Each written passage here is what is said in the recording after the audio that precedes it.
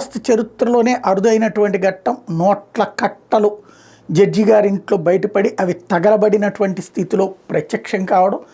అబ్బే అసలు అదేదో కుట్ర జరిగింది, ఆ నోట్ల కట్టలతో మాకు సంబంధం లేదు, మా ఇంట్లో అంతా యూపీఐ ట్రాన్సాక్షన్స్ అని చెప్పి జడ్జి గారు చెప్పడం.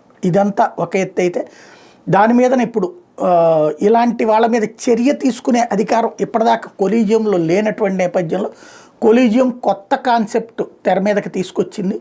3 హైకోర్టు ప్రధాన న్యాయమూర్తులతో, ఢిల్లీ హైకోర్టు ప్రధాన న్యాయమూర్తితో పాటుగా 3 హైకోర్టు ప్రధాన న్యాయమూర్తులతో ఒక కమిటీ వేసి విచారణ దీనికి సంబంధించి. ఆల్రెడీ మొన్ననే ఢిల్లీ హైకోర్టు ప్రధాన న్యాయమూర్తి ఆయన విచారించేశారు. అప్పుడే ఏదో కుట్ర జరిగిందని అలోక్ వర్మ చెప్పుకొచ్చారు. ఇంకొక వైపున ఆయన వర్మ గారు వచ్చి ఇక్కడికి వెళ్తే అలహాబాద్ హైకోర్టుకి వెళ్తే అక్కడ ఆయన బాయ్కాట్ చేయడంతో పాటుగా నిరవధిక సమ్మంటూ న్యాయవాదులు ఎదురు తిరగటం మరొక ఎత్తు.